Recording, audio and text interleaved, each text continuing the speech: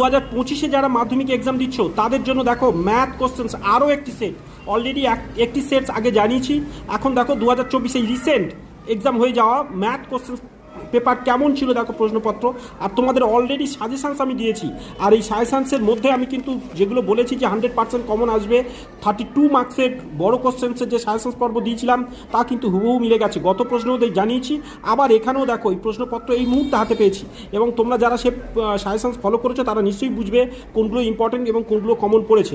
যেমন আমরা পরের পেজে আসছি, তার প্রমাণ তোমরা এবার দেখতে পাবে। দেখো এখান থেকে যেগুলো তোমরা নিশ্চয়ই কমন পেয়েছো, যেমন উপরেরটা এই 7-এর 1, 8-এর 1, 2 এগুলো, এবং এখানে উপপাদ্য 9 দাগের অর্থাৎ 9 দাগের 1, 2 প্রত্যেকটা কিন্তু আমি সাজেশনের মধ্যে রেখেছি। এখানে দেখো, তারপরে এইখানে দেখো এই যে আঁকাটা এটাও সাজেশনের মধ্যে রাখা আছে। এবং তার সাথে সাথে দেখো পরের পেজ আমরা চলে যাই, দেখতে থাকো। এখানে কেন দেখো এগুলো কিন্তু সাজেশনের মধ্যে রাখা ছিল।